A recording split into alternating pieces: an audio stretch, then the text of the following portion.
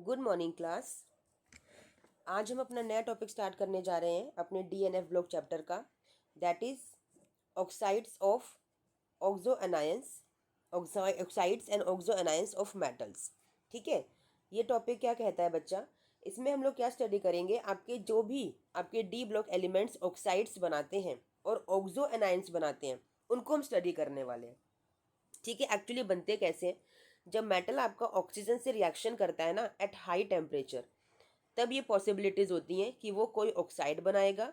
ठीक है, और साथ में मतलब और रिएक्शंस दिखाएगा, आपकी ऑक्सो अनायंस बनाएगा।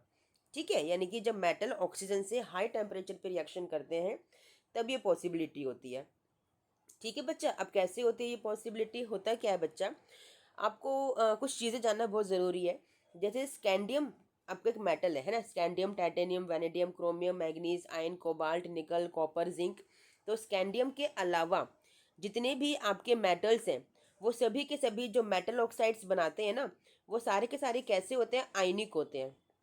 स्कैंडियम के अलावा, ठीक है, जितने भी मेटल्स हैं आपके, स्कैंडियम के अलावा, स्कैंडियम के छोड़ के टाइटेनियम, वैनेडियम, क्रोमियम, सारे जिंक तक जितने भी आपके मेटल्स हैं वो सारे सारे मेटल ऑक्साइड्स बनाते हैं। ठीक है, और जो बनाते हैं मेटल ऑक्साइड्स वो कैसे होते हैं? वो आयनिक होते हैं। ठीक है, सबसे हाईएस्ट जो ऑक्सीडेशन नंबर है आपके इन ऑक्साइड्स में से, ठीक है, वो आपका SC2O3 से लेकर SCO3 यानी स्कैंडियम ऑक्साइड से लेकर मैंगनीज ऑक्साइड तक ये बनती है। ठीक है, Mn2 होता है। ये वाली ऑक्सीडेशन स्टेट यहाँ पे सबसे हाईएस्ट ऑक्सीडेशन स्टेट आपको देखने के लिए मिलती है इन ऑक्साइड्स के अंदर। ठीक है, कैसे? ये देखो ना, आपका -6 हो गया। ठीक है, तो ये कितनी आएगी? +6 आएगी। यानी कि स्कैंडियम कौन सी ऑक्सीडेशन स्टेट में हो गया? -3 +3 ऑक्सीडेशन स्टेट में हो गया। ठीक है, यहाँ पे देखो -14 हो गया एक ऑक्सीजन का, 7 ऑक्सीजन का। तो यहाँ कितनी हो गई? +14 दिखाएगा। यानी कि एक मैग्नीशियम कितने दिखाएगा? +7 दिखाएगा। तो देखो अपनी हाईएस्ट ऑक्सीडेशन स्टेट में है यहाँ पे स्कैंडियम एंड मैग्नीशियम, मैंगनीज। ये हमने डिस्कस किया था ना ऑक्सीडेशन स्टेट का कंसेप्ट। ठीक है, ऑक्सीडेशन स्टेट निकालना आता है ना आपको, मैंने सिखाया था बच्चा।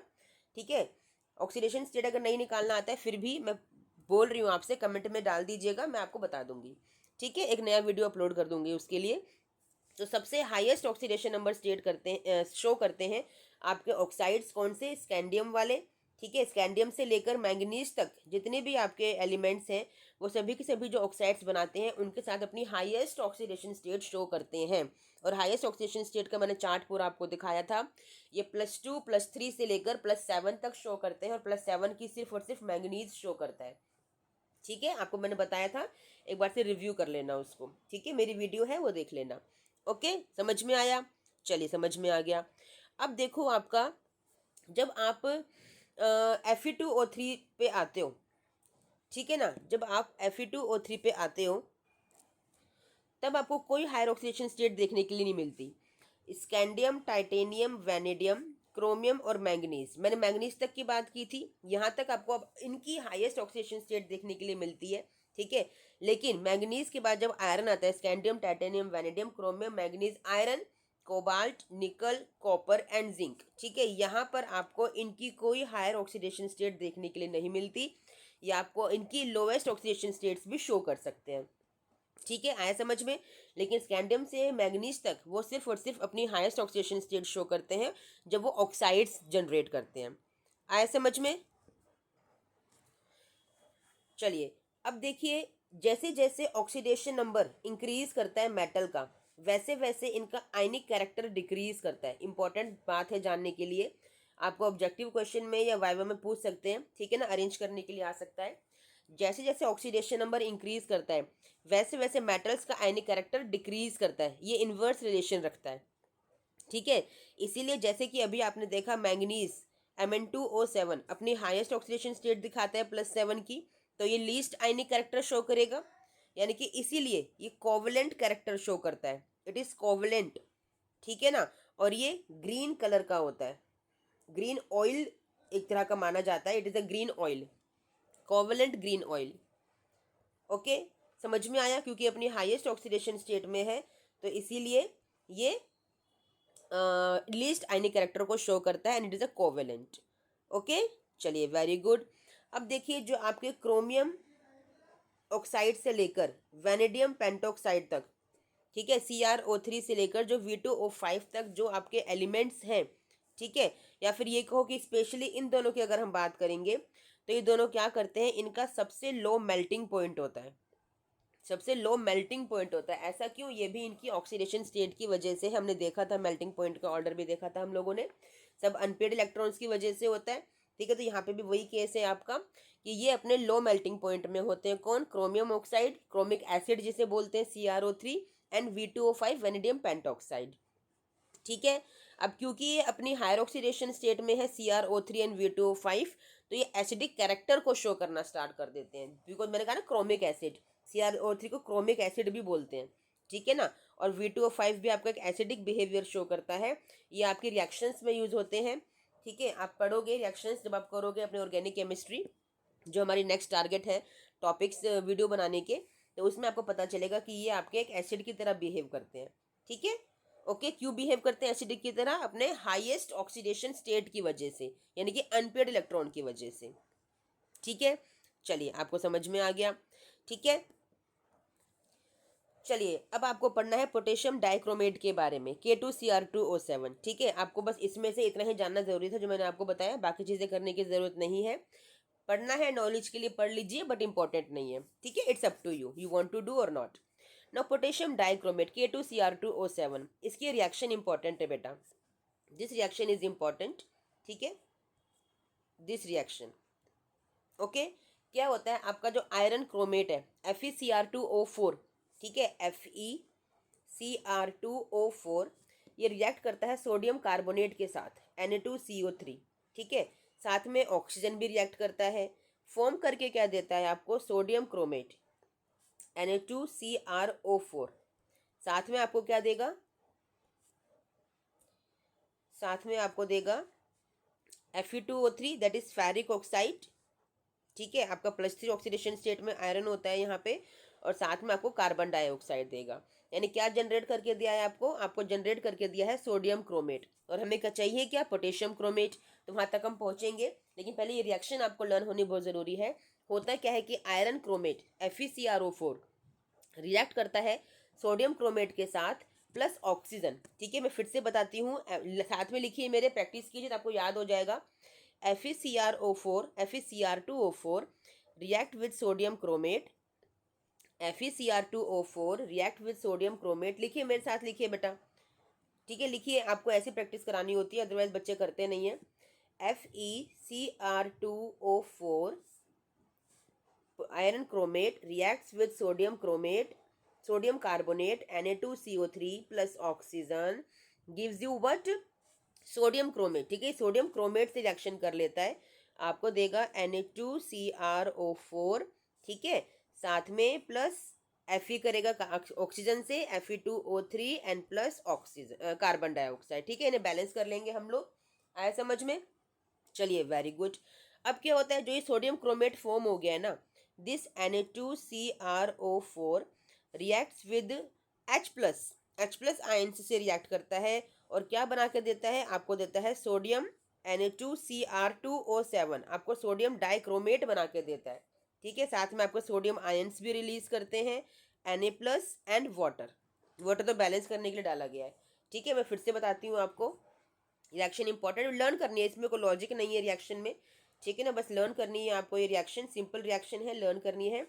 जो आपने फॉर्म किया था सोडियम क्रोमेट Na2CrO4, ये रिएक्ट करता है H+ के साथ, बना के क्या देता है? सोडियम डाइक्रोमेट Na2Cr2O7, साथ में क्या देगा आपको? Na+ आयंस देगा, और साथ में वाटर मॉलिक्यूल्स देगा, ठीक है। रिएक्शन को बैलेंस करना आपको आता है, कैसे बैलेंस करेंगे वो आप कर लेंगे, और बैलेंस्ड रिएक्शन आपको दिखाई भी दे रही है, ठीक है।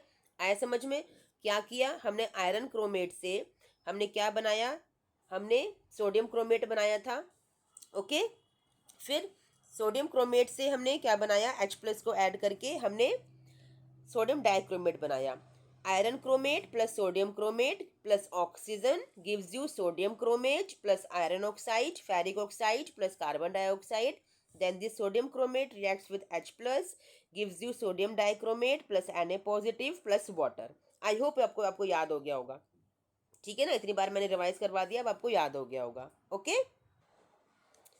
Now see this reaction. अब जो आपका सोडियम डाइक्रोमेट बना है, ठीक है, आपने बनाया है सोडियम डाइक्रोमेट Na2Cr2O7।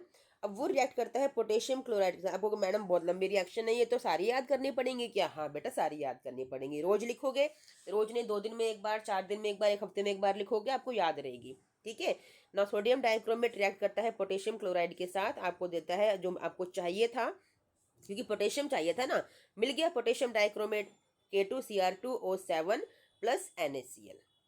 ठीक है, समझ में आया कैसे रिएक्शन हुआ? ठीक है, क्या क्या लर्न करना है मैं वो रिवाइज करा देती हूँ। क्या था आपके पास? आपके पास था FeCrO4। ठीक है, FeCr2O4 था आपके पास। ठीक है, देन ये रिएक्ट करता है आपका ऑक्सीजन के साथ, साथ में सोडियम डाइक्रोमेट के साथ, या सोडियम कार्बोनेट Na2CO3 क्या बना के देता है? NaCr2O4 plus water plus ferric oxide Fe2O3। Okay,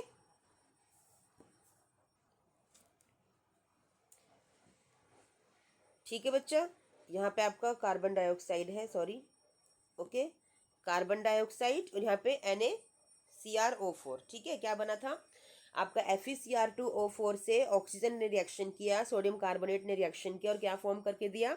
NaCrO4 sodium chromate plus carbon dioxide plus Fe2O3। ठीक है, फिर सोडियम क्रोमेट NaCrO4 रिएक्ट करता है आपका H प्लस के साथ, आपको देता है NaCr2O7 सोडियम डाइक्रोमेट, साथ में आपको क्या देता है? Na plus, okay, plus water molecules आपको देता है। ठीक है ना, इतना आपको दे दिया। अब क्या किया, ये सोडियम डाइक्रोमेट जो बना है आपका, ये रिएक्शन करेगा, ठीक है, किसके साथ? ये रिएक्शन करेगा पोटेशियम क्लोराइड के साथ। Na2Cr2O7 will react with potassium chloride and will give you your desired compound K2Cr2O7 plus NaCl। This is your desired compound, जिसके लिए इतनी मेहनत की, 3 रिएक्शन की, बड़ी बड़ी, है ना। आपको लग रहा होगा बहुत बड़ी बड़ी रिएक्शंस लर्न कर ली हमने, कोई बात नहीं, करनी है, एग्जाम में आती है। ठीक है, गॉट माई पॉइंट? ठीक है, और जो आपका पोटेशियम डाइक्रोमेट बनता है that is orange in colour, it's orange crystals होते हैं वो। ठीक है, आपके लैब में भी अवेलेबल होते हैं, ऑरेंज, बड़ा अच्छा ऑरेंज कलर होता है, ब्राइट ऑरेंज कलर के होते हैं पोटेशियम डाइक्रोमेट। ये ऑरेंज कलर दिखा रखा है आपको, ये स्ट्रक्चर दिखा रखा है पोटेशियम डाइक्रोमेट का। ठीक है, K2 को हटा दीजिए, तो क्या बचेगा? K2Cr2O7 है, K2 को निकाल दोगे तो +2 के साथ निकलेगा ना, तो पूरे इस पे क्या चार्ज आएगा? -2 का चार्ज आएगा। तो देखिए वही आपको दिखा रखा है -2 का चार्ज, ये रहा। ठीक है, कैसे करते हैं? आपको 2 Cr है, ये रहे 2 Cr। ठीक है, O7 है, 3 6 और 1 7। ठीक है, इस तरह से बॉन्ड बनता है, बना के दिखा देती हूँ मैं कैसे बॉन्ड बनता है, ये भी इंपॉर्टेंट है, वैसे कॉम्पिटिशन में आता है।